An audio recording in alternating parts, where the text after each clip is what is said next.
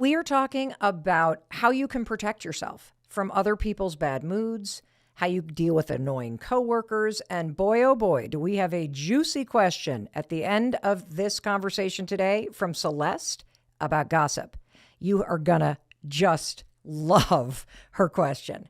And I'm so excited because, we all have stories about dealing with people who are like energy suckers, and I am bringing some stories today.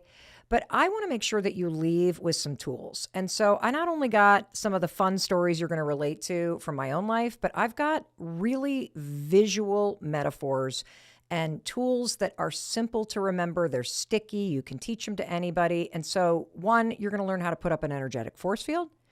Two, we're going to talk about strategies for how you protect yourself from other people's baloney. And three, I'm going to teach you how to keep yourself in a positive mood.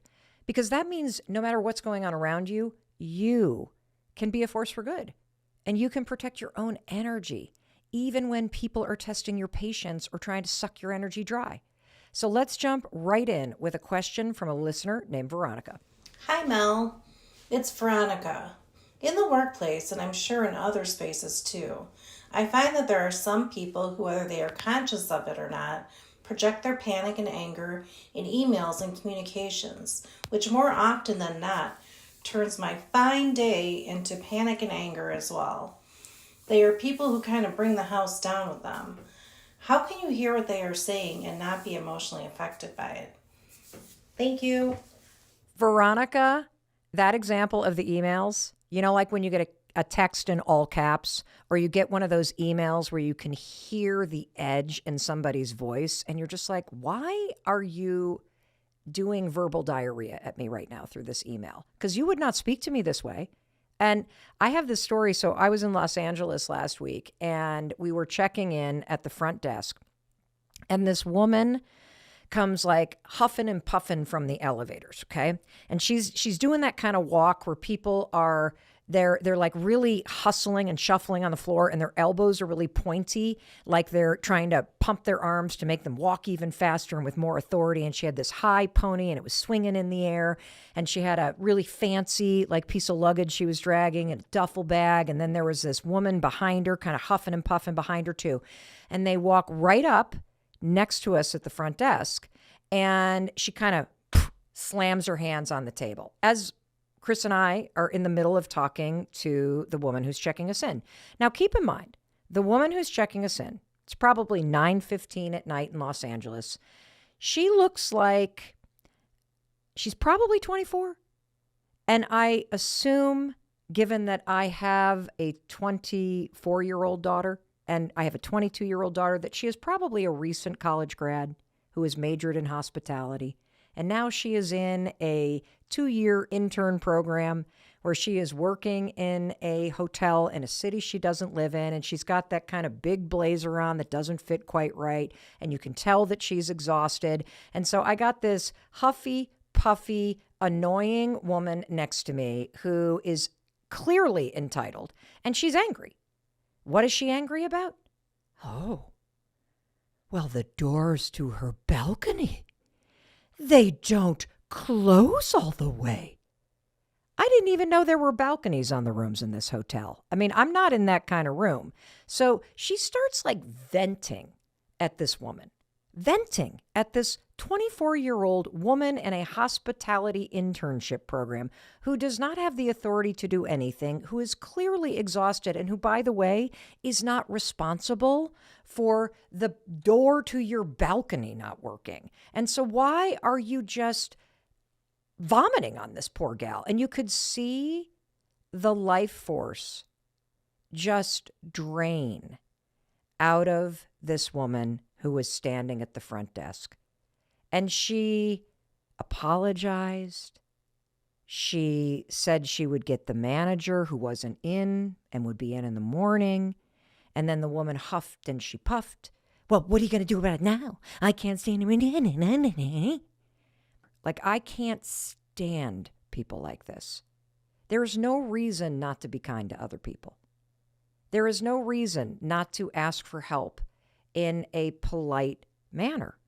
Because the people that you're asking for help from almost never are responsible for the thing that's not working. And the person that's emailing you at work, who's all frustrated because of the Q4 numbers and the boo, boo, boo, boo, boo, and the client this and the do, do, do, do, do. Like, you're not responsible for the stuff that's stressing them out. And so here's what I did in that moment, because a couple things happened in that story. Number one, that woman's bitchy behavior and entitlement, it's like contagious. And when somebody's yelling at you, whether it's an email or you're separated by the front desk at the hotel that you're working at, it still like gets all over you. I think about the visual almost like if you've ever walked your dog and they jump into like muddy water, or they roll in the mud, or heaven forbid you're walking on the beach and there's a big, nasty, rotting fish on the beach and your dog runs right up to it before you can get to the dog. And now your dog is rolling all in it and it's like, wah! And then they run over to you. And what does a wet, dirty dog always do when that dog gets up to you? They shake. And when they shake, all of that negative, nasty, muddy fish, blah, blah, blah, blah, blah, it just hits you. And when somebody is in a positive or a nasty mood, it's like a muddy dog shaking. And that energy gets all over you. And so it's critical in these moments that you protect your energy. And for me, I normally speak up when I see this kind of thing, because normally I have really great energy and I'm not going to let somebody get away with that. But the truth is, I was really tired. I had just flown across country and we were in town to do something that was weighing on my mind, and I just didn't want to get into a fight with somebody who clearly had an axe to grind with absolutely anybody. And I'm not going to change this person anyway. And so what I do in those moments, when I start seeing that muddy dog shake or that high ponytail start flapping her mouth and being rude, is number one, I take a deep breath. That's it. I just take a deep breath.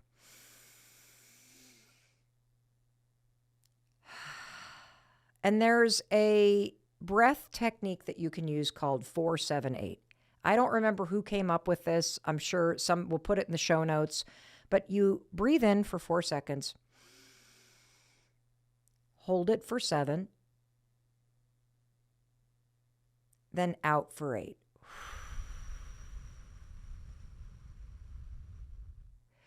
And I read somewhere that the 8 part is the most important. Because when you breathe out for longer than you breathed in, it sends a signal to your nervous system that it's okay to relax. And the 4-7-8 breathing technique will start the relaxation response in your body. And so if you get that all cap text from a friend, or you get that really rude email from a colleague, or you're standing somewhere in public and some jerk is annihilating the person and you just don't have the energy to go, hey, you don't have to be rude about it. Do the 4-7-8 breathing technique to signal the relaxation response in your body to protect your energy. I have a second tactic that I love. Oh my gosh, I love this. Here's the visual. I use this all the time. In fact, I just used this in a different situation last night. I call it the snow globe. So have you ever had a snow globe as a kid? It's that glass ball, and in it, they have these typically around the holidays, or if you go to like a museum or a gift store at a theme park, they tend to sell them there. I don't know why. But it's this glass ball, and in it is usually some sort of scene. So imagine a holiday tree, some reindeer, something like that comes to mind. Or you could think about the palace. What's that? Cinderella's palace at Disney. They probably have snow globes with Cinderella's palace at Disney, right? What happens when you pick up a snow globe and you shake it? All of that crap in it starts flying around. You know what that crap is? It's like that wet dog mud. Think about a snow globe. The next time you are around anybody who gives you attitude. Because when you picture the person like the chick with the high ponytail, trapped in her own little snow globe. And there she is bitching and barking about something and spewing her negative energy everywhere. But if you think and picture her having her tantrum in a snow globe, let me out of here. Wah, wah, wah. And all of that sparkly stuff is what gets shaken up and all the negative energy. If you visualize her inside the snow globe, you can laugh at her and it doesn't get on you. So I use this even like a couple days ago. I was at a coffee shop and again at another airport, and we were standing in line and we ordered coffee, and they were super, super busy and it was taking a long time. And I looked at the watch. We had 20 minutes before the flight was going to leave. And Chris was getting testy with me because he's the kind of person, my husband, that we have the opposite travel languages. So I have my travel language is be the last person on the plane. Get to the gate as late as possible without missing the plane. Spend as little time in the airport as possible. Chris, on the other hand, he basically likes to stroll through an airport. He likes to sit at the gate for a while and get comfortable and read his book and enjoy his coffee. He loves getting there early. And so we have the exact opposite travel language. He has agreed to stand in this long line with me to get a cup of coffee. He's starting to get agitated, not quite snow globe agitated, but you can tell he's getting nervous, and his coffee comes out. And so I say, why don't you take it and go and hold the plane for me? I'll be right there. So he leaves. And now it's taking a minute and another minute and another minute. And I start to realize, holy cow, I'm going to miss this plane. I start to realize, holy cow, I actually need to leave. And so I go to the counter and I say to the woman they are really busy. I mean, you can tell she's stressed. And I'm not like the lady with the ponytail. I just lean forward and say, hey, is the drink for Mel about to be done? Because otherwise I'm going to just have to, say, give it to somebody. And she, like she had a tantrum. I'm doing the best I can. She erupted. See, when somebody throws a tantrum, here's what I know. What I know is they're having trouble tolerating all the negative emotion that they're feeling. This woman behind the counter is feeling a ton of pressure. She's behind. She's frustrated. I'm sure other people have been rude to her. And my question to her, it was the straw that broke the camel's back. She just couldn't handle the negativity and the stress anymore in her body. And so she had a tantrum. She exploded at me. Whatever. She's allowed to have a tantrum. It's a stressful job. I get it. And because I can picture her inside her own little snow globe, having her own little tantrum, all the sparkly stuff flying all around her, that's her negative energy. It stays inside the snow globe. I said, no problem, totally understand. And I left and went to my plane. And you know what? I didn't let it bother me. And that's the beauty of these strategies. See, there are always going to be people and situations in life that are triggering. The world is full of jerks and people who cannot tolerate their own emotional experience. And when you do the 4-7-8 breath to trigger a relaxation response inside yourself, you take control. When you visualize whomever it is, whether it's the colleague sitting behind their desk and they're stomping on their keyboard, having their own little tantrum in their little cubicle, inside their little snow globe, you protect yourself. And that way, these emotional vampires that are out there in the world and these emotional vampire-y type situations that drain you and your energy, they don't impact you. And this is so important because when you look at the research around human connection, our brains are programmed to connect with other human beings. That's how we're wired. It's part of our biology, our physiology. In fact, we seek out connection. We want meaningful bonds because when we do that, it not only feels good, but your brain releases oxytocin, which is a wonderful feel-good chemical in your brain. It rewards that kind of thing. And if we feel disconnected, we feel unsafe. And in fact, if we're around somebody else who's stressful or weird or hostile, like the chick with the ponytail, do you know what happens? Your brain releases yet another chemical. This one's called cortisol. And cortisol is the stress hormone. And so you immediately not only sense that something's off with this person, but you also have this chemical physiological response. I think that's why we often, label people's behavior as toxic or icky or gross, because it feels that way to you, just like a dog that is shaking and gets their mud all over you. And I think we know common sense wise that people's moods and energy are contagious, but there's a new study by scientists at Oxford and Birmingham universities that show that bad moods, they're not only contagious, they're more infectious than good moods. And on top of all of this, your brain has something called mirror neurons.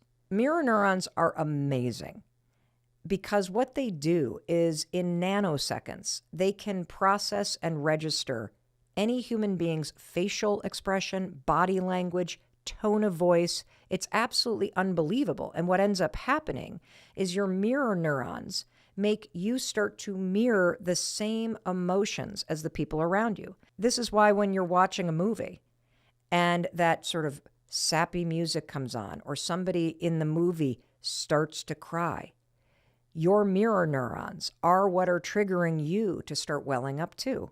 And they also work for the positive. If you look at somebody eye to eye and you hold eye contact and you flash a huge toothy smile, it takes less than 5 seconds for the mirror neurons and the person who you are looking at and smiling at to kick in, and that person will not be able to help themselves but smile back. And this is important for you to know because it works both for the good, you can catch really good energy, and when it comes to bad energy, that's easier to catch. How do I use this energy exchange and my intuition to spot the things that are draining me dry and to let them go, push them off the branches, get them out of my life, thank them for their purpose and their service, but then get out of here because you need to make room for something new and better and energizing. Doesn't that sound good? Yeah, you better believe it sounds good. So let's do it. And one of the reasons why I want you to really focus on energy is because your energy doesn't lie. I mean, just for a second with me, just take a second. Whether you're out there walking the dog, or you're driving around in your car, or you're working from home, or you're busy doing a bunch of stuff, I want you to just stop for a second. And I want you to assess right now, what's your energy level? Think about a fuel gauge in a car. Empty to full. Empty in a human being means you feel depleted, you feel burnt out, you feel checked out, you feel like your whole life is basically pouring energy into everything else. Full in a human being basically means that you're energized, you're excited. You feel like the things that you're pouring yourself into, your habits, your routine, the people you're surrounded with, the projects you're working on, it may be difficult, but it's bringing energy back into your life too. Your energy never lies. We are energetic human beings. And I know that sounds woo-woo. We can get into the neuroscience on that on a totally different episode, but let me prove it to you. Have you ever walked into, say, a coffee shop, and the person that is behind the counter is having the world's worst day? They are super grumpy. It doesn't matter how big your smile is. It doesn't matter how nice you are. They are like, that energy actually impacts you, just like your positive energy can impact somebody else.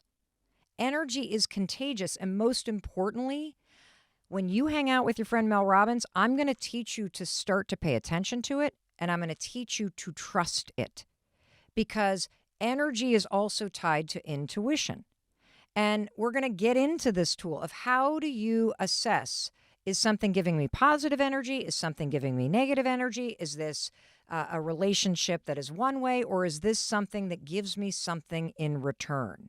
That is the tool we're going to talk about today. And what if the very next morning you walk into the coffee shop and you're having a bad day? Like one of your pets is really sick and it just is really bumming you out and you're feeling really low.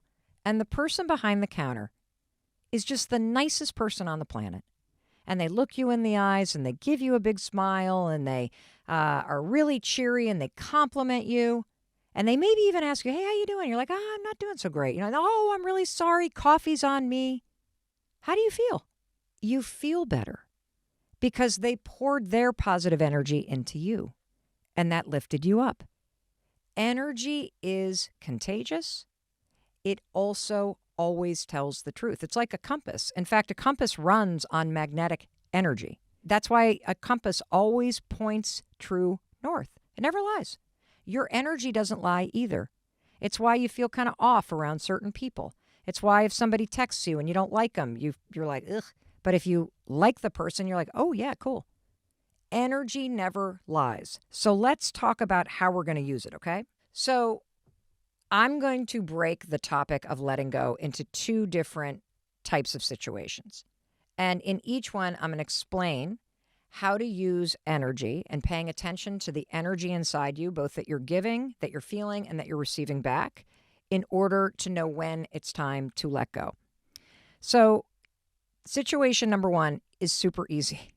And this is typically when it has to do with things or projects or a job or somebody who's like really, really engaging in toxic behavior. Okay? This is the easy stuff. This is when you have a flood of negativity around something. And I'm going to give you a bunch of examples of this, okay? So we all have a pair of pants that we're holding on to from high school or before we were pregnant or whenever that we can't freaking fit into. When you stare at those things, you're reminded that you can't fit in them. When you try to wiggle them on, especially after a shower, you feel terrible about yourself. That is something that is an example. You need to let go of that. That job that you walk into where there is a pit in your stomach and you gripe about it to your friends and you spend all this energy pouring into why you hate it and resist it, you need to find another job. That friend that does nothing but gossip and roll their eyes and drag you down and literally is such a bad influence on you, you need to let them go. And what does that mean? Well, that depends on you. Donate the pants for sure. Start redirecting your energy from complaining about your job to directing energy to looking for a new one. I mean, just imagine. That's the other thing about this. Do you know how much energy and time and effort you waste focusing on resistance and complaining? If you were to just stop complaining for a day about something that gives you negative energy, like your job or your parents or your boyfriend or your girlfriend or your roommates, what if you stopped complaining? Because that's negative energy pouring out, and you directed that same effort towards something positive, like fixing it or letting it go and creating something new that makes you feel good. Like, I relate to that because I think I've spent a lot of my life pouring negative energy at things that I didn't really like, instead of realizing I needed to complete this. I needed to let this go. The roommate served a purpose 2 years ago. Not a fit right now, and that's okay. Time to kick the leaves off the branches. You know what I'm saying? Time to save myself instead of pouring everything into either another person or my energy into being upset and frustrated and disappointed. So when you have things that are for sure 100% zapping your energy, or you find yourself complaining, griping, resisting, let go. And you can do that in two ways. Obviously, donate, throw out, delete is one. The other one is take all that negative resistance that you feel in you that churns and pour it into something positive. If you can't quit your job, for example, because you need to pay the bills, no problem. Instead of complaining, instead of feeling resistance, spend 30 minutes every morning before you go to work looking for a new one. Or spend 30 minutes every morning pouring positive energy into a hobby or a project or a side hustle that brings you positive energy. And when you start to do that, you start to lift yourself up because you are now getting this reciprocal exchange by pouring energy and attention into something new and something positive. And that's going to lift you up. And by the way, that will also change your experience of that current job that you hate. I know this because I've done it. I remember being right out of, let's see, how old was I? I was 30 years old. I was pregnant with our daughter, who's now 23. And we had moved to Boston from New York City, where I had been a public defender. And I loved that job working for legal aid. And so we moved to Boston. I do not have a license to practice in Massachusetts, so I could not work for the public defender's office. I have to take the bar, but I've got bills to pay. So I get a job in this huge law firm. And working in a law firm is the exact opposite of being a public defender. When I worked in New York City for legal aid, I was in court 5 days a week from 8 o'clock in the morning till 5 o'clock in the afternoon. That was my job. I was on my feet. I was, negotiating plea deals. I was talking to witnesses and police officers and judges and like that, going to clients, going to Rikers, all of it. When you get a job in a large law firm, you literally go into a high rise and sit in an office and write all day. It was the exact opposite of what I am wired to do. I knew the moment I got that job that I was going to hate it. And for a year, I would get on the commuter rail and I would commute in for 45 minutes, and then I would get off the commuter rail and I would clomp over to the building, and then I would get in the elevator, and then I would take the elevator up to like whatever, the 23rd floor, and then I'd clomp. I'd go into my office and shut the door. And from the moment I woke up every morning, I felt depleted. The closer I got to that office as that train clunk, clunk, clunk, clunk down the tracks towards Boston, the more resistance I felt. I got nothing in return from that job.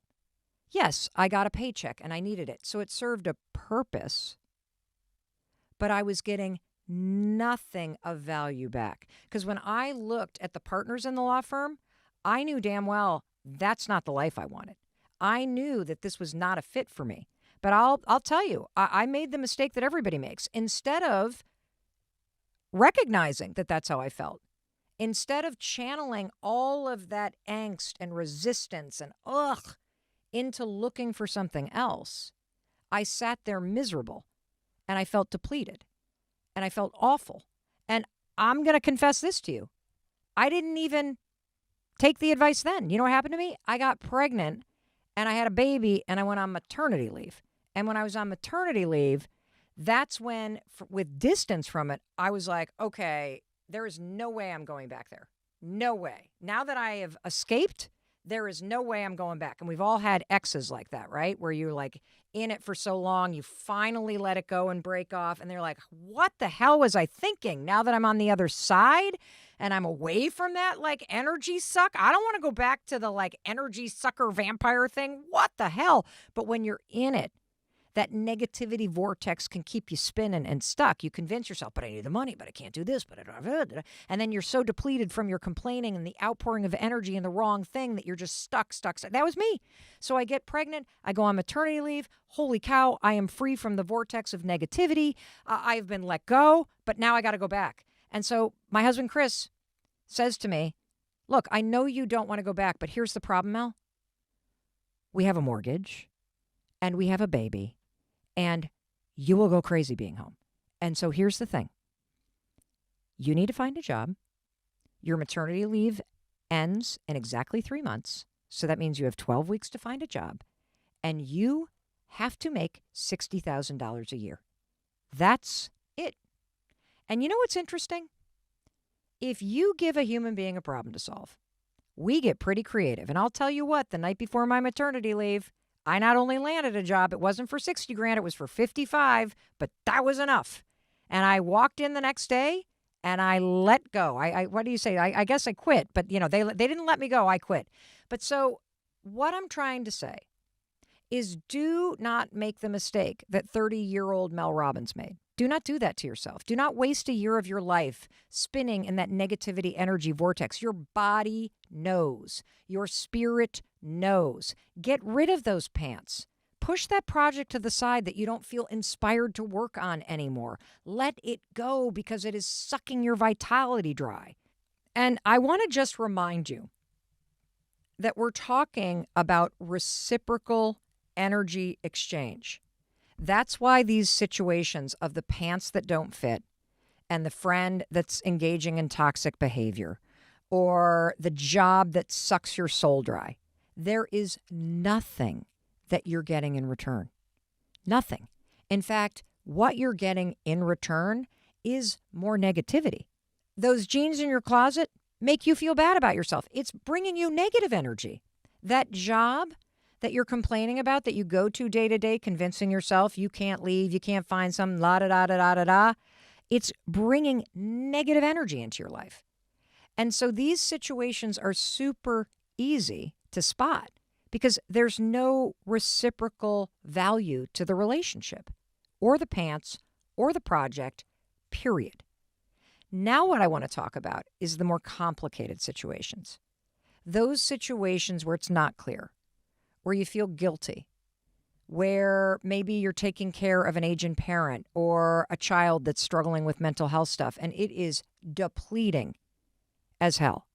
Or maybe you are really struggling with friendship or in relationships because you have old patterns of behavior that you don't realize are interfering with this free-flowing, reciprocal give and take that really brings amazing things into your life. So when we come back, that's what we're going to talk about. Because this notion that I'm teaching you of letting go and energy, it's not complicated at all. But life doesn't work that way. Life can get really complicated. And so when we come back, that's what we're going to dig into next. There are 2 rules that I want you to start practicing right now because these are the 2 big energy drainers, okay? And you can start today. Energy drainer number 1, anytime you're complaining. That's right. Complaining to yourself is a complete energy drain, period. We were heading here to the studio. There was a ton of traffic. We were running late. I could feel the negative wave of stress coming. I could feel the depletion coming. I could feel it all happening. I could feel the thoughts starting to go. That is when you are sucking your own energy dry. I started complaining. Should have got up earlier. Should have done this. Stop complaining. Stop complaining about that job you don't like. Stop complaining about the traffic. Stop complaining about your partner. Stop complaining about your weight. Stop complaining about the things in your life. Because here's the truth. With a little bit of effort and a little better attitude and a little positive energy, you can frickin' change anything. Because you can take the actions that change anything. And so instead of bitching about the job, get busy tomorrow morning and start looking for a new one. Instead of complaining that you don't have any friends, spend some time putting yourself in activities where you're going to meet new people. This is so important. Anywhere in your life where you are complaining, you are your own energy drain because you are pouring negative energy at something instead of redirecting that same effort and attitude and just into something positive. So that's rule number 1. No complaining. I dare you, try to go 24 hours and not complain about anything today. It's next to impossible. I would love to hear from you if you take this challenge on. Seriously, I would. Just tag me on social media. Tell me how the 24-hour rule is going of no complaining. Rule number 2, stop trying to control other people. Stop it. I was at an event in Las Vegas with my friend, not Las Vegas. I was at an event in Los Angeles with my friend Kathy Heller. And we took a bunch of questions from the audience. And this particular question from one woman, I can't stop thinking about. How do you stop controlling your friends? You stop. That's how you do it. When you catch yourself trying to control someone, and then you let go of the desire to change them, and you redirect all of that angst and energy toward caring, listening, supporting, creating this reciprocal exchange of allowing them to show up exactly as they are, you get connection back. Your attempt to control somebody blocks connection. It blocks the exchange between people. And here's one more thing about letting go when it comes to relationships. Maybe, sometimes, the purpose that some people play in your life is simply to teach you how to let go. Let's go back to the top of Haystack Mountain in southern Vermont because our friend Mel Robbins, she has huffed and she has puffed and step by step, she has made it to the top of Haystack Mountain. And there's something interesting about that. It's an example of how putting in the effort, throwing in the energy, and doing things that may be hard. They may be a struggle. They may make you pant and turn bright red in the face. They may make you feel like maybe you can't do this. That's good. That is so good. Because when you push yourself to do something out of your comfort zone, that is positive. And what do you get back? You get back all kinds of positive energy in return. You feel pride. You feel happy. You grow a little bit. You get a great view. And speaking of view, Mel has something that she wants to say to you to wrap this up. The other amazing thing about hiking and being out here in the woods and climbing on top of a mountain is that once you actually get to the top, your whole brain distorts how painful it was to cross the bridge, hike the trail, and go step by step to get where you wanted to go. But it just goes to show you, with just a little bit of consistent effort and an optimistic attitude, inch by inch, step by step, you can make anything happen. Tool number 1 is a framework. You're starting to realize Mel Robbins, she loves her frameworks, and here's why. I think advice is boring and intellectual. And so I like to have metaphors and frameworks because it helps me to truly, make it stick. So here's one of my favorite frameworks for friendship. You've probably heard it. There are 3 types of friendships, and this helps you be really flexible in your friendships. It also helps you to remind yourself of the truth, okay? So here are the 3 types of friendships. You ready? And this framework is, there are friends for a reason, there are friends for a season, and there are friends for a lifetime. That's it. And if you think about people coming and going in and out of your friendship zone in a flexible way, because they're either there for a reason, or they're there for a season, or they're there for a lifetime, you now no longer are gripping. You can be flexible. You can assume people like you. You can stop holding on to the wrong people and trying to force somebody who's just there for a reason to try to be a lifetime friend. This is such a helpful framework. Let me explain it. So these people are in your life for a reason. These would be work friends. You see them all the time because you work together. They might be the parents of other kids that are on your kids' sports team, or they might be people that are on your team, right? That you're playing sports with. They're there for a reason. They might be your neighbors. They're there for a reason. These are great friends to have. They're there for a certain period of time. They're there to teach you something. They're there to support you on a leg of the journey called life. These are awesome friends. But don't grip onto them. Be flexible with them. Let them come in and out of your life. Love them up. Enjoy them while they're there with you. And then at some point, when you no longer have that reason to have those friends in your life, they sort of fade a little bit. They're still your friends. I guarantee you 10 years later, if you were good friends with your neighbor, they would certainly help you out. So would your friends at work. This is why flexible friendship is such an awesome concept. Now let's talk about a season. So these are folks that are there typically a little bit longer. They're there for a chapter, a season. So they might be the people that you met in college. And you were really, really close friends during college. And you were really, maybe you roomed together after college. But then people start peeling off. They start heading in different directions. They maybe move away to different cities, or they get married. And so these are close friends for a certain season of your life. And, I find that I had a lot of really good friends that I was friends with when I was a young mom. That was a really amazing season in my life. I will cherish that season of my life. I had so many close female friends because we were all doing life in the same season at the same time. And when that season ended and my kids went to middle school and then they scattered even further in high school, and then all of a sudden the bomb drops on everything when they go off to college, and you don't, like, that season of my life was over. In fact, it had been over for a long time. And so seasons are a beautiful thing. And I'm in a new season of my life. I'm beginning a new season here in Southern Vermont, and I bet you're beginning a new season. So many of us had a reckoning with ourselves about what really mattered during COVID. And it's why so many of you made major changes like my husband and I did. And it's why those of you that haven't are probably thinking about major changes. because you haven't truly accepted the things that you were processing around COVID and the changes that you would like to make. And so friends for a season are amazing, absolutely amazing. Just love them. And when the season changes, be flexible because a new season is beginning, which means a new seasons of friends are going to emerge. And lifetime friends, those are those 4 a.m. friends we talked about. And remember, you're doing pretty dynamite if you can think of that one person that you could just pick up the phone at 4 o'clock in the morning and call.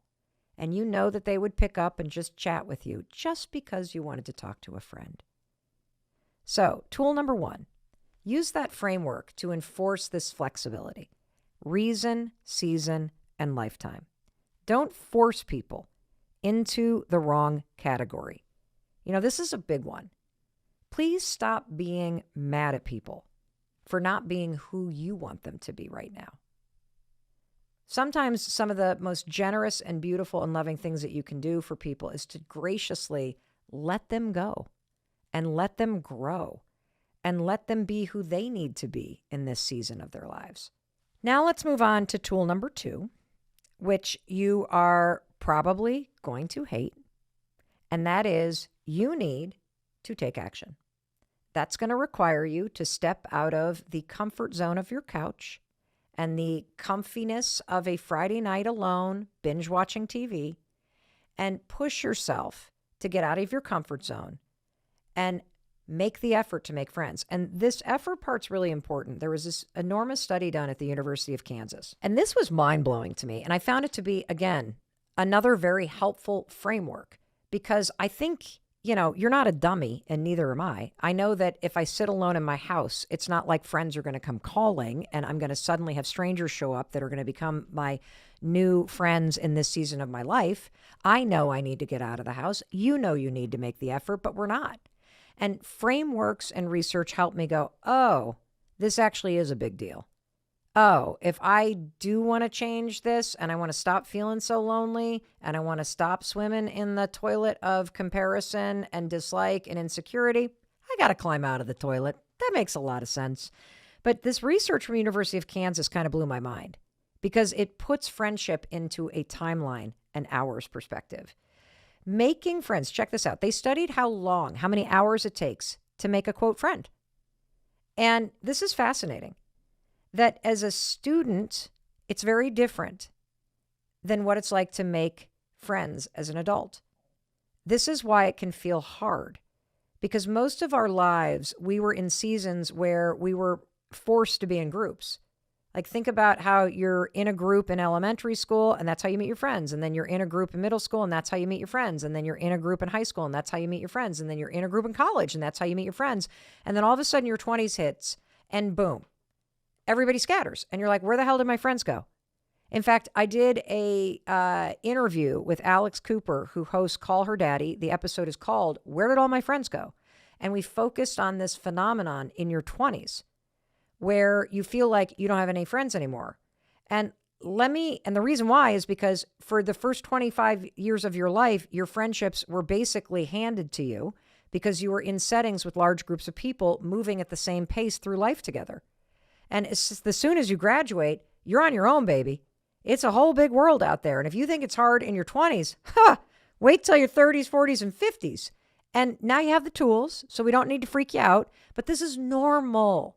And we require effort. And this University of Kansas study explains this. So if you're in college and you're like swimming in the sea with all these people doing the same thing at the same time, it takes you about 43 hours to become an acquaintance with somebody. Now, you're sitting in class together. That's part of the time. You're eating in the cafeteria together. That's part of the time. You're hanging out in the dorm room together. That's part of the time.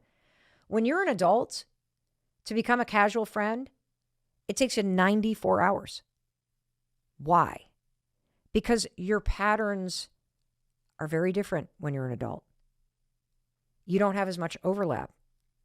It's why you tend to become friends as an adult with people you work with because you spend more time with them. It's why you're friends with people that you live near because you spend time with them. This is not just common sense, it's researched.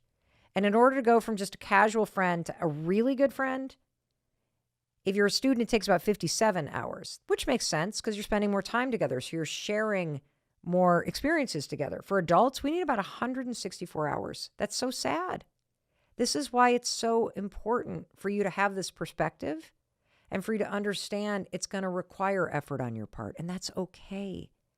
Knowing that everybody feels this way, knowing that everybody's at their homes alone under the fuzzy blanket on the couch, feeling like a peach that nobody likes, swimming in the toilet of comparison, feeling like friendship is so hard. Knowing that, I hope is helping you go, oh, well, maybe I could be the one. Maybe I could get all the peaches together and we could make a pie or some jam or some cobbler. That's what I did this weekend. I'm going to tell you a quick story because I think it's really important. So here I am. I always say, please come visit me. I live alone on a mountain in Vermont. I'm lonely. But the truth is, I've met a bunch of really cool people up here. And every one of us say the same thing. It's amazing living here. And I really want to meet some friends. I really want to get together with people. I want to stop saying, let's get together and not make plans. And so I'll tell you a quick story because all it takes is leaning toward your curiosity. That's all it takes. I walk this loop all the time. That's right by my house. It's a beautiful loop. It's about 4.5 miles. And I love flowers. I know there's 5 love languages. I have a 6th. Flowers, flowers, flowers. I'm like a psycho about flowers. They remind me of my parents. I love growing them. I love bringing them into the house. I just love flowers. And so this year, I've been walking this loop for 26 years. When I would visit my in-laws before we bought their house, and now it's our own. And all of a sudden this year, there was this insane flower farm that popped up. And by flower farm, I mean this patch of flowers, like an acre big. And in the spring, it was this row of gorgeous double peony tulips and French tulips and parrot tulips. And I would do this walk and I'd stop and I'd take photos, and you've probably seen them on my Instagram stories. And then as those came and went, then ranuncula came up, and it was this like triple petal ranunculus and peonies. And I'm like, oh, it's like flower porn for me. And then now there's these field of dahlias. Like dahlias are mind blowing, just gorgeous flowers. And there was never anybody there, ever. There was no sign, no nothing. And I became obsessed, you guys, with stopping by this flower patch. Just drawn to it like a moth to a flame. Oh my God, I just loved it. I would like Sound of Music with the flower patch, and I'm taking flowers, and now I feel like an influencer that's 20 years old, and I need a cowboy hat with a feather in it so that I can do the festival photos that everybody does. And I just flower porn all day long. And all of a sudden I see a truck parked there one day. And the truck, thankfully, had a contractor's label on it. And lo and behold, that same label was on a truck here at our house because we're under construction. So I walked over to and I'm like, hey, do you know this flower field? And he goes, yeah, I park my car there every once in a while. I'm like, do you know who the person is? He's like, yeah, that's Annette from Fleur Farm. I'm like, what? And I think she's on Instagram. I'm like, what? So I DM her. Oh my God, I've seen the flower. Blah, blah, blah. And then she DMs back. Oh my gosh, really? It's a labor of love. It's a hobby. A hobby?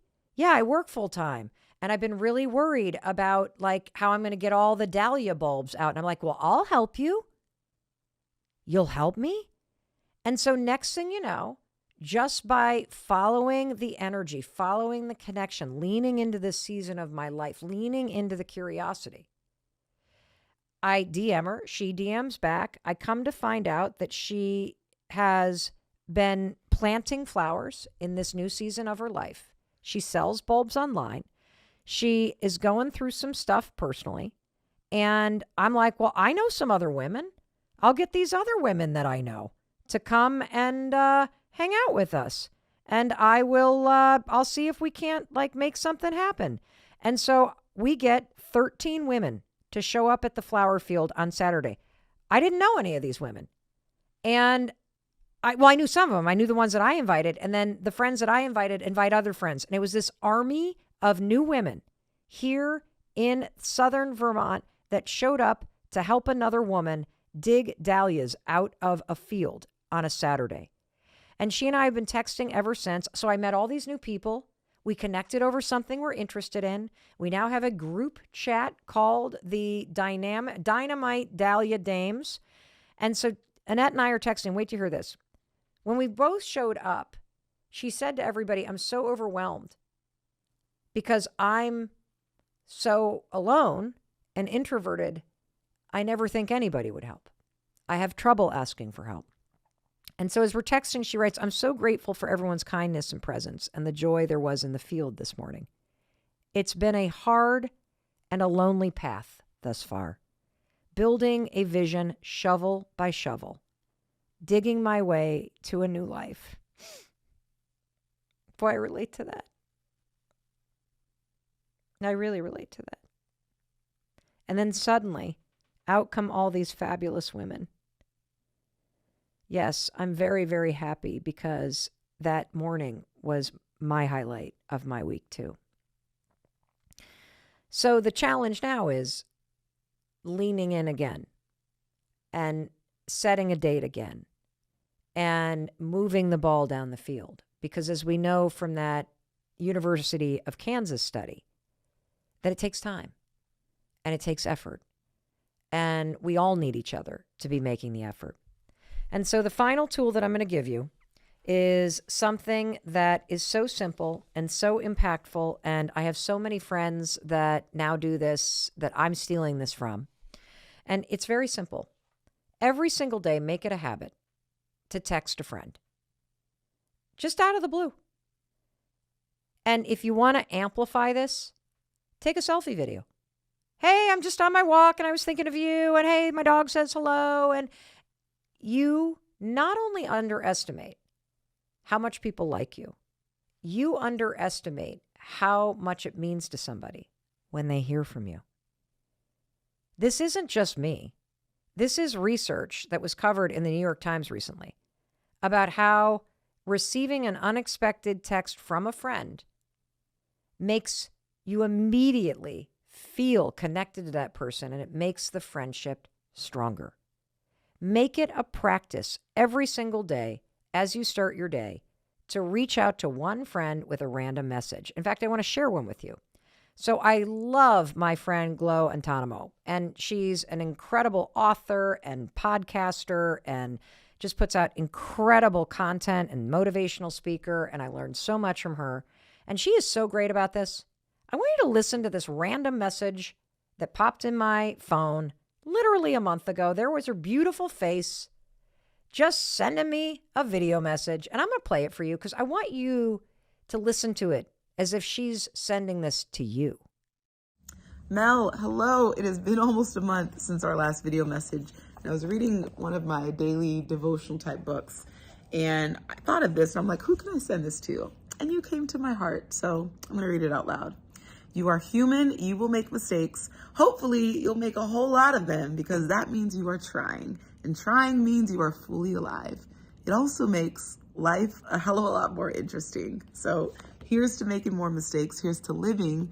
And here's to appreciating the ebbs and flow of life. You know, it's hard for us to like maintain equilibrium. Like we try to go through life chasing and seeking comfort and just staying happy and staying positive. But sometimes in those moments and in those seasons and those valleys of depression or sadness, you know, we're meant to get something from that. And then when we come out of it, it's like we have so much more appreciation. So no need to respond. Just wanted to bless you with this message. Thinking of you, sending you love. High five. That just like makes you feel good. And so here's what I want to tell you. I want to tell you, I love you. I believe in you. And I believe in your ability to stop telling yourself these lies and to really embrace the truth.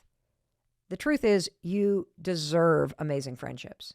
You need amazing friendships. And you are that amazing friend that somebody who is going through a very lonely season, digging their way to a new life, needs desperately right now.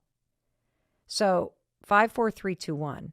It's your friend Mel. Got my arm around you. We're going for that walk. We're having pastries this morning. Amy and Jesse have joined us. This is one of these impromptu episodes. I cannot get the information out of my mouth fast enough. Yeah, you got a lot to say. I have a lot to say. You have a lot to say. I can't wait to hear what you have to say about friendship and coffee houses. It seems like a low lift. Right. Seems like, you know, something achievable. So, Okay. tell us. What you got, Mel? I'm so excited about this because I do think it's possible for the next year for you to take on a project around friendship and for you to create the best friendships of your entire life doing this. And I'm so excited because I realize looking backwards that that's what I've been doing for a year. I've been putting myself out there and putting myself out there and putting myself out there because I really do want to have fun. I really do want to feel community. I really do want to have a breakthrough in this, and it's happened. And so I so want this for you. I really do. And if this sad sack can make it possible, so can you. Here's how you use a bakery to get friends as an adult. I think one of the hard things about being an adult, particularly in this world of remote work, is that you don't have as many chances to bump into people. And so what you were talking about, Amy, of that bond of a softball team, or people that you meet at work, or people that you meet at your kids' soccer games, or people that you might meet because you're going to a yoga studio. One major thing that has impacted adult friendship is that people are way more secluded in their homes. And so it's reduced exponentially the opportunity for the first part of friendship, which is that external bond that brings you together. So you got to create the bond. And what I realized in moving to a new town in the last year or so is that it's hard to find people. Like, where am I finding my people? And I don't want to seem like a desperate stalker. So, you know, how do I find my people? And when I'm out in public trying to create this bond, how do I approach without seeming creepy?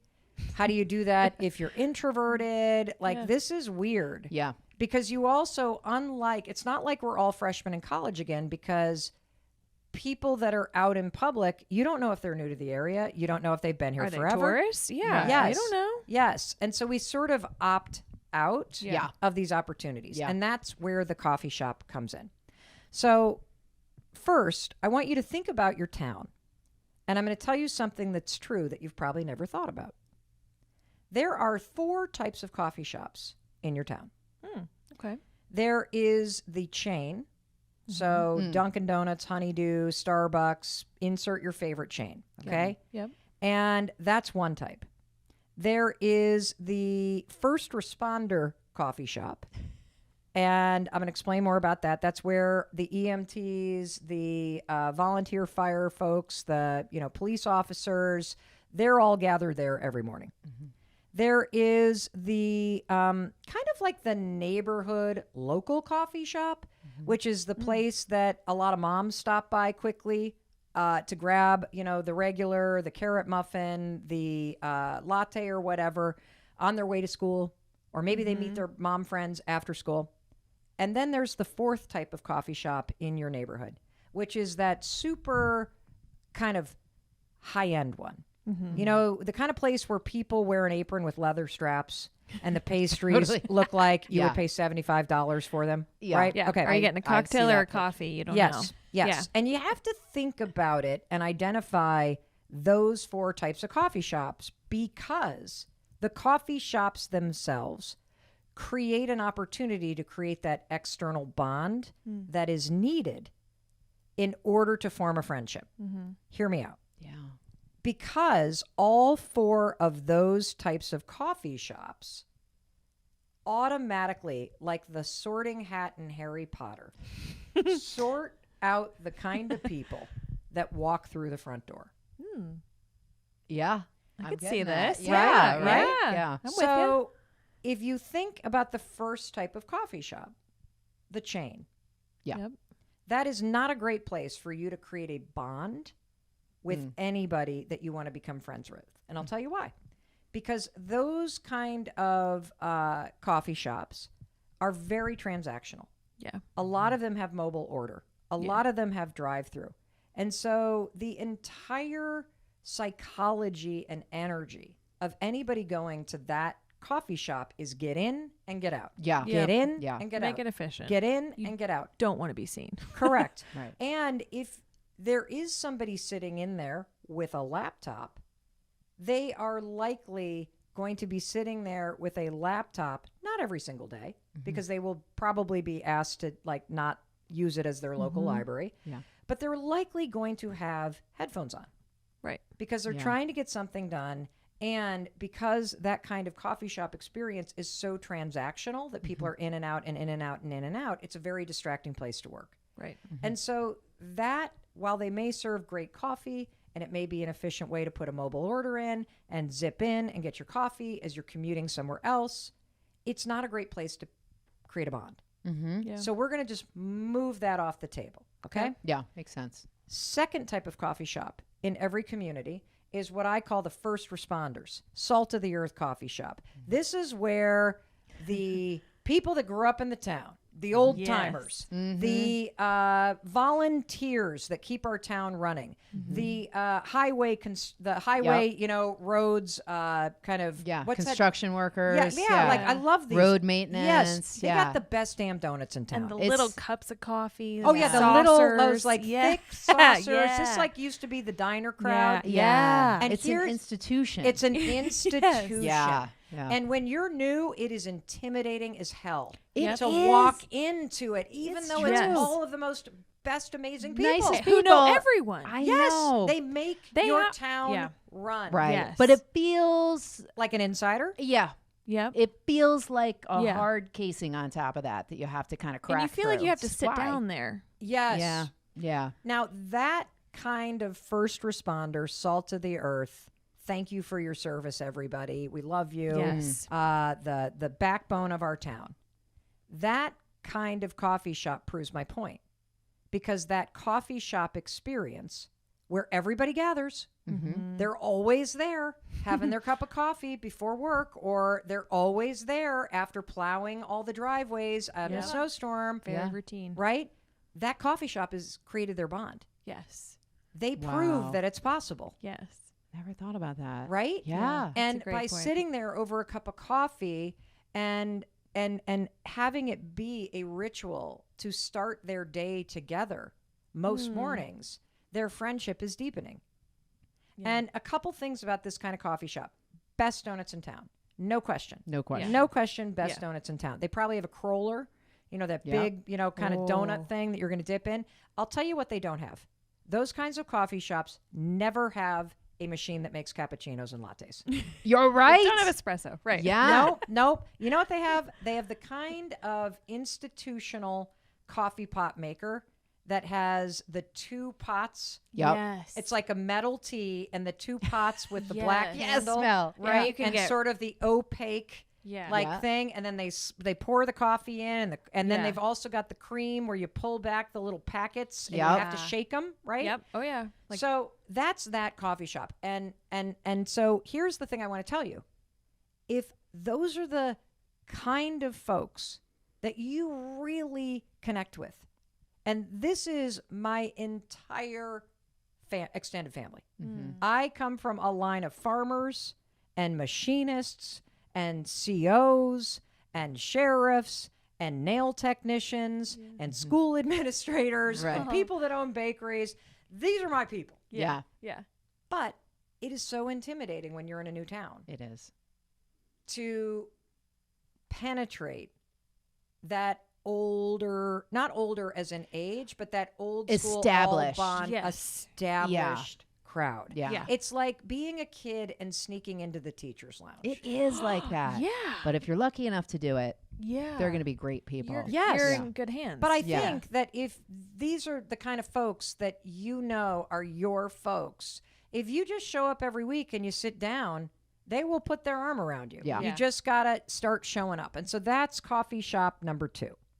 And I'm so happy that it also proves my point about the bond and that this is possible for you.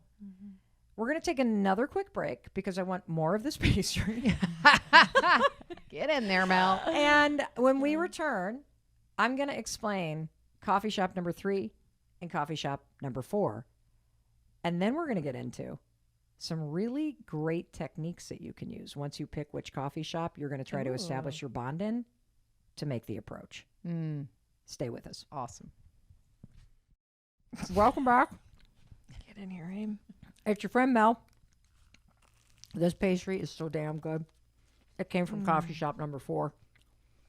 I'm talking about adult friendship and how I'm on a mission to inspire you to create the best friendships of your entire life. whether that means you're meeting a whole new group of people, or it means that you're taking out the defibrillator paddles and you're going to send life force energy shockwaves into your current friends who you've told yourself are no longer there. No, you're just no longer there. You just got to reach out. So here we go. We're going to get into all this. So I left off at, where were we? Number 2. Number 2, coffee shop number 2. Okay, so we covered that. Coffee shop number 3 in your town is the coffee shop where it's like the local coffee shop. It's where all the moms go on the way to work or on the way to dropping off kids at school. And it's the place where it's bustling in the morning. You got people with laptops out. It is the walk up and every other customer, they're like, I'll have the regular. And the people working behind the counter are like, they know. Oh, that means you want a latte with 3 sugars and you want the carrot muffin to go. Or that means that you want the hot tea and you also want the egg sandwich with sausage on it.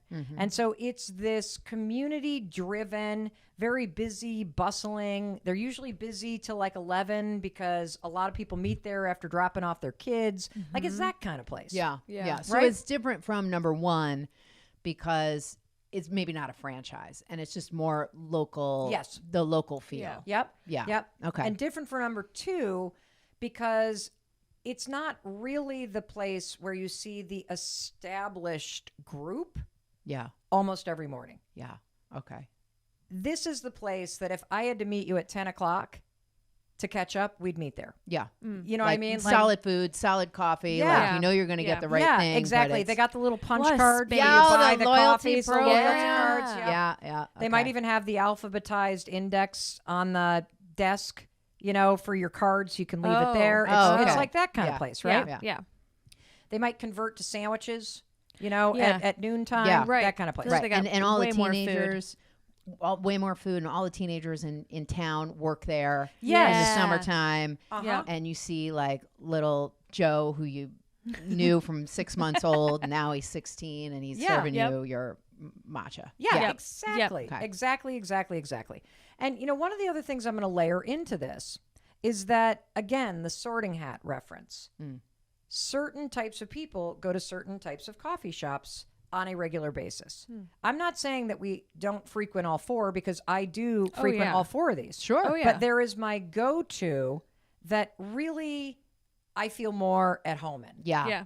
That you want to spend an hour there. You want to spend 2 hours. You like if you could only pick one of the 4, there is one that you would pick. Yeah. And that's how you know the kind of person that you are and the kind of sorting hat thing that's going to happen for you. And this gets deeper and deeper. But let me tell you number 4 next. So number 4 is that coffee shop that is always written up in the travel guide about your town. It is the one that is white with barnwood. And the people that work there are very kind of cool, Yeah. hippie, smart, maybe a beanie. Yeah. You've got a apron on with a leather strap. Yeah. The pastries look like $1 million. The coffee is strong. The latte machine is like the size of a New York City bus, and it looks gorgeous, right? Yeah. Right. Yeah. And that is a whole different crowd. Yeah. A whole different crowd. Yep. And one of the things that I love about this distinction is that when you kind of decide, okay, 1, 2, 3, or 4, and you can decide that based on if you had 2 hours to spend, which coffee shop are you going to go to for 2 hours? Right. Like you've got a kid that's getting braces put on. You got 2 hours to kill. Yeah. Where are you going to go sit with your book? And the reason why this is important is because instinctually in your heart, there are going to be certain kinds of people with certain kinds of interests coming in and out. Because none of these are better than the other. They just attract a baseline person who's interested in certain things. And look, there are amazing people that go to all 4, and there are complete assholes that go to all 4. It's not about that. Yeah. Yeah. It's about the baseline interest in what people like. Right. So that's why the sorting hat is important. And I'm going to go back to what I said about the first coffee shop and the fact that the group of people that are the established backbone of your town that are there almost every morning, they have used that coffee shop as a bond for their friendship. Right? Like a vessel holding their Yes. friendship. Yeah. If you want to start to make adult friends, park yourself at one of those coffee shops several mornings a week and on one day on the weekend for an hour. How is that going to help, Mel? What I'll are you tell talking that's about? going to help. Yeah. How that's going to who's help got time? is Hold you're it- going to yeah. start seeing people coming in and out, and they're going to be the same people, Mm-hmm. and you're going to start saying hello. Oh. And like I've seen Jesse at coffee shop number 4. Guilty. Yeah. Yes. And it was Jesse that told me about it. I had been here an entire year. I did not know that coffee shop number 4 existed.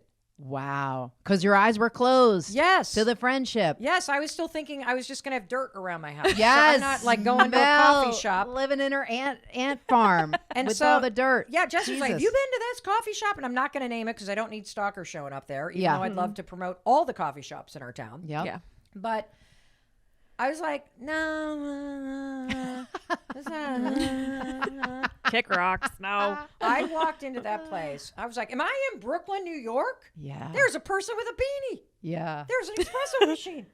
There's a pastry that I'd pay $75 for, largely because it tastes like $75. And also Yeah. the ingredients for me to make this at home, it would take me 8 hours. I would burn it and cost me $75 in ingredients. So Yeah. I'm willing to pay $5 for this thing. I think it was what it was. That's a bargain. Bargain. That's a freaking bargain. Yeah.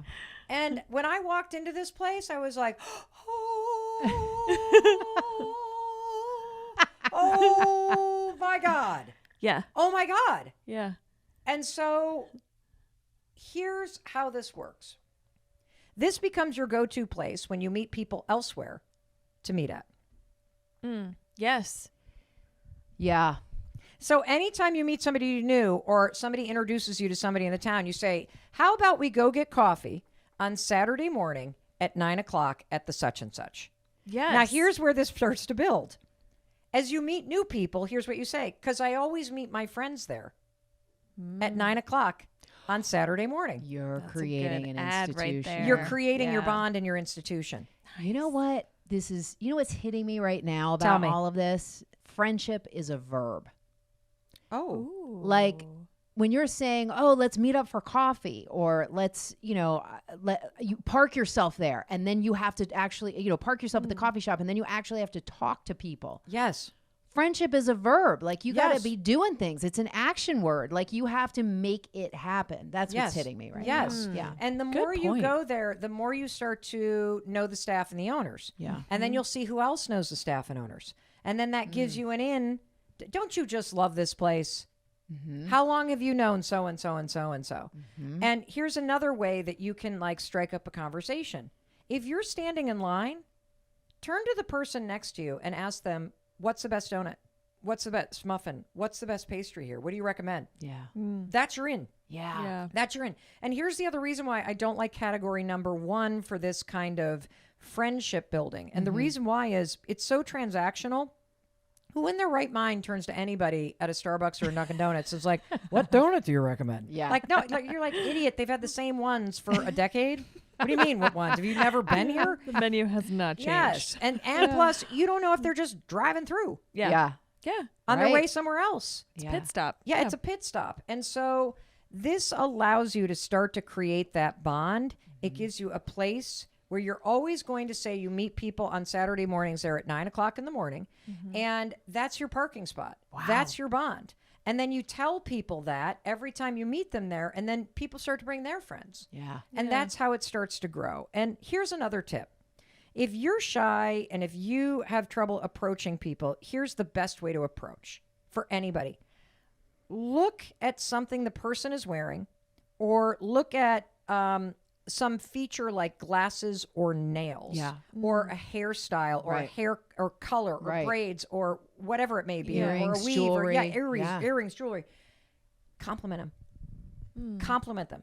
Yeah. When you compliment, oh my God, your nails are so great. Wow.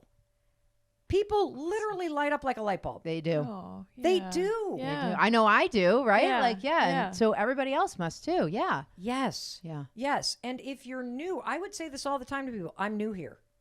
What do people do here? Yeah. Or even if you're That's a not good new one. somewhere, you can say to somebody, you know, I've lived here a long time, but these last 3 years, I think I've kind of become like a little bit like socially awkward. I've fallen out of loop of what's going on this weekend around here. Yeah. Yeah. And here's what's super cool about that. Let's go back to the way that coffee shops work as sorting hats. If you ask somebody that at Starbucks, the likelihood is they're going to shrug their shoulders and be like, I don't know. And then they race off because they're just coming in for their mobile Too order. busy. Yeah. You go to coffee shop number 2. Those folks are going to tell you something super fun like, oh, well, there's a tractor pull over at such There's a and potluck. such. Yeah, Yep. yeah. Or there's like a whatever, there is, or there's something going on over at the, there's like a bingo night or this, that. And I'm not saying any of this is good or bad. I'm just saying it's a type of thing. Yeah. Or Yeah. there's a huge more like neighborhoody. pizza fundraiser thing Yeah. going on for the local, fire department singing a job. If you go to coffee shop number 3, it'll be like, oh, well, there's a art fair at the school this Birthday weekend. party. Yeah, those kind of things. Something going on at the library. You go to number 4, it's like, oh, well, there's a mushroom foraging such and such Yes. happening. Or there's a author coming to the bookstore. Right. And so again, because it's a sorting hat of what people are interested in, you're pulled in for the aesthetic, you're pulled in for the type of food, you're pulled in for the vibe. But those kind of folks that kind of love those sort of things tend to have certain kind of events Yeah. that they go to. And so you're also then going to get recommendations that also feel like it's something you actually might want to do. Right.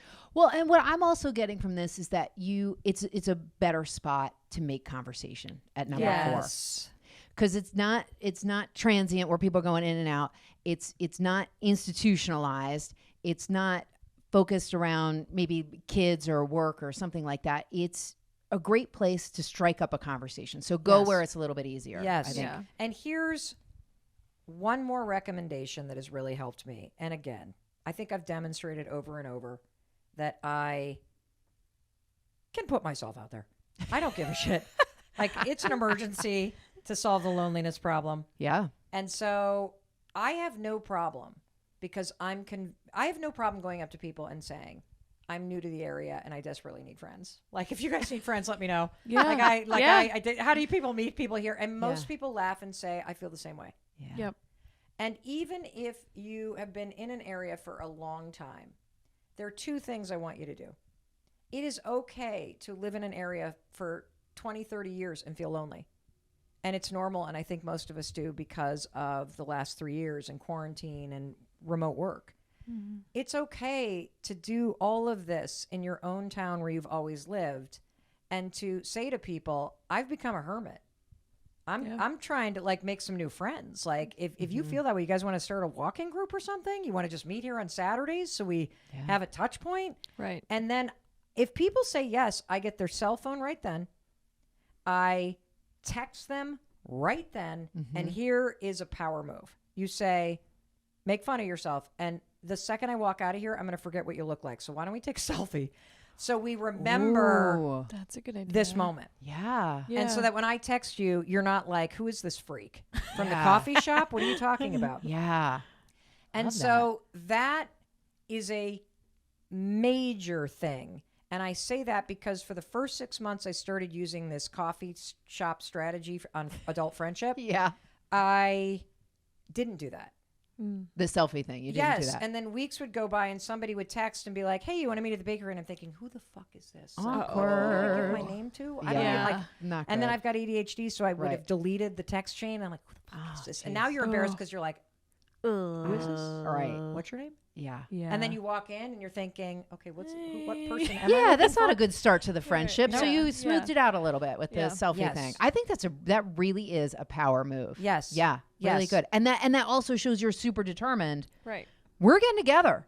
I'm We're- going to see you again. I'm going to Yes. see you again. Yeah. Yeah, I Yes. like that. Yes. Yeah. And I have one final tip. I can't wait to hear it. And should I wait for the construction vehicle to go by? Are we hearing the beeping? Actually, maybe the beeping, everybody, is trying to get you to go deep, deep, deep. This is really important. Attention. Attention. Attention. Yep. Let's go back to my original desire. My desire is that your life as an adult feels like summer camp. And the reason why I say that, even though I got homesick and left early at every summer camp I ever went to, is that the one thing that's really great about summer camp or college is that you're constantly rolling out of bed. And it's like, hey, let's go grab a meal. Hey, let's go to a coffee shop. Hey, you want to go on a hike? Hey, da, da, da. Yes. You walk down the hallway, and next thing you know, you're like brushing your teeth next to somebody, and you're then walking to the dining hall together. Yeah. It's like constant kind of just bumping into people and energy around it, and fun, spontaneous fun. So one thing that I've started taking on more and more, and I stole this from friends of mine that I think are hilarious, is that I try to lighten up every single group chat that I'm in with memes, with funny ass photos, and it works wonders. Yeah. Oh. Like when somebody texts you, like you want to get together, I will literally take the ugliest selfie and be like, absolutely, but not right now because I haven't even gotten dressed for the morning yet. You know, like that kind of thing. Yeah. Or you want to meet for coffee? Yeah. I'm so excited to see you. I'm coming in my pajamas and I'm not kidding. And then I take a photo, you know, like that sort of, I'm in camp again. I'm having fun again. You are. And it's working. Yeah. It's working. I've gone from wanting to just have dirt around my house to putting plants in the ground. I've gone from, you know, feeling like I've got sympathy friends, like that my only friends are people I work with, to feeling like, well, actually, I feel like I it's not even that my work friends have become my friends. It's that I just get to hang out with my friends all day long, and we call part of that time work. Right. Oh. Right? You know what I'm saying? Yes, I love totally. that. And now I'm like, oh my God, like this morning, you guys, this morning was it. What happened? What are you Oh talking my about? God. Well, first of all, I've already told you, I woke up, I did my, like, you know, my ABCs. I, you know, got up out of the bed. I drank my water. I made my bed. I was about to go out for a walk. I pick up my phone.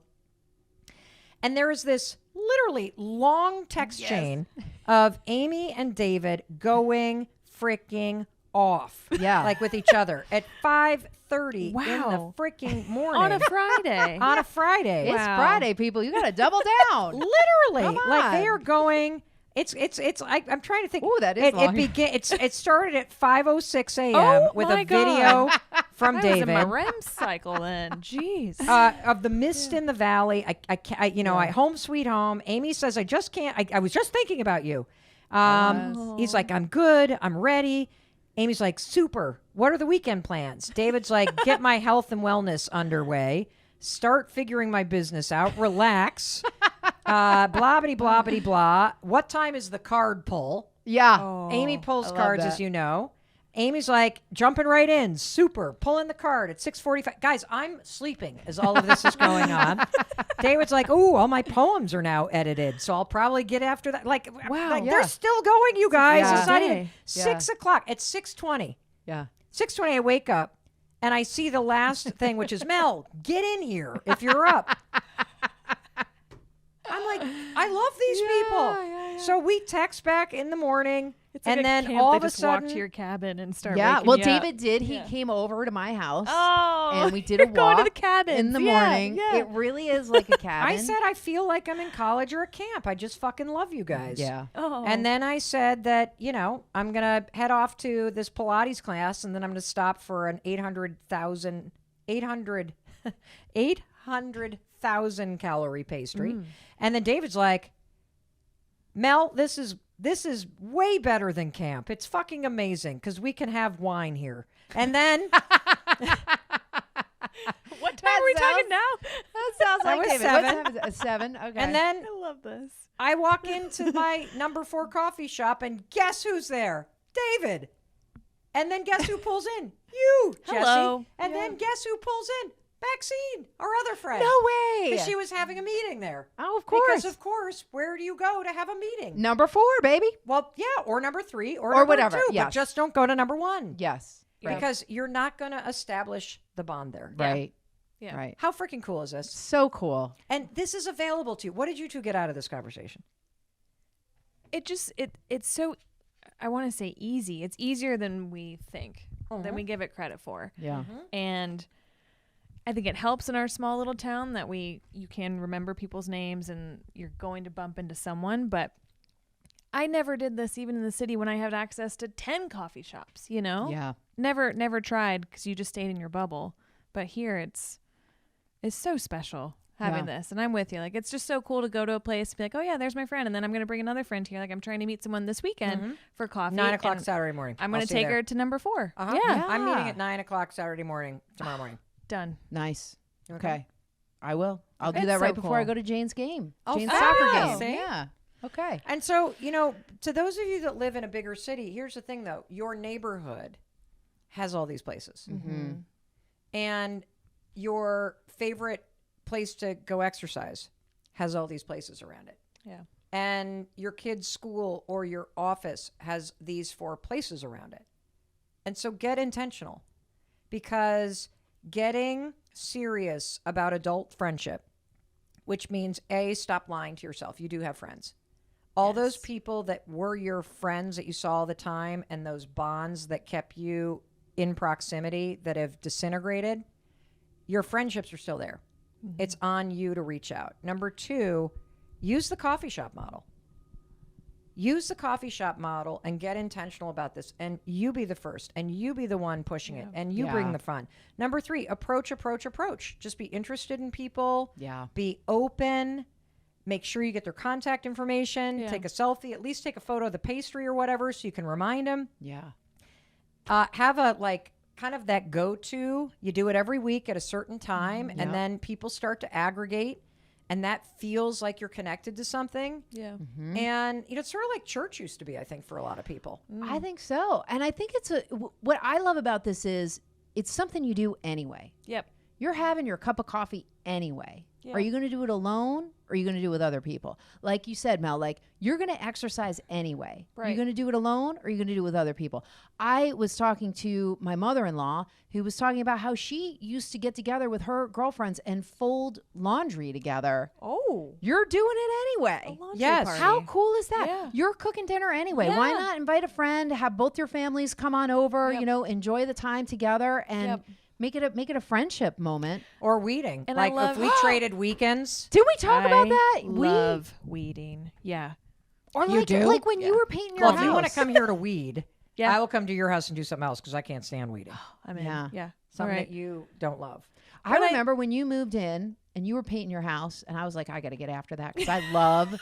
I was like, you're I crazy. love You're just painting. being I'd sweet. come but you over were and help you paint. serious. I Yeah. love cutting a room. I never did it, just to be completely transparent on this podcast, but I really feel like those are those moments, like you and I standing side by side with paintbrushes and getting crap in Yeah. our hair, and Yeah. you know what I mean, and Myrtle walking through the paint, and, Oh, you know, hi, Mert. I just think that those are moments that are way better than let's all, go to, I don't know, a Yeah. restaurant or, something that feels fancy. Right. Those plain spoken moments are way Yeah. better. And I loved what you said, that friendship is a verb. Mm. That that's was a what I really, got from really good point as well. Amazing. That it takes not a lot, but it takes effort and action. And Yeah. We're not in first grade anymore. Yeah. We don't just show up in class. No. and But meet you know our what? friends. And this is my final note. It could be way more fucking fun. The best years of your life and the best friendships are ahead of you. So get your ass to number 1, number 2, number 3, or number 4. Yeah. And start making them, people. All righty. I love you. I great. love you. I love you. I love you. I want you to have this much fun in your life. You deserve to have this much fun, and you can create it. Give it a year. Keep chipping away at it, and you will find your people. Because I just did, and whoa, God, is it amazing. Hey, it's Mel. Thank you so much for being here. If you enjoyed that video, by God, please subscribe because I don't want you to miss a thing. Thank you so much for being here. We've got so much amazing stuff coming. Thank you so much for sending this stuff to your friends and your family. I love you. We create these videos for you. So make sure you subscribe. Mwah.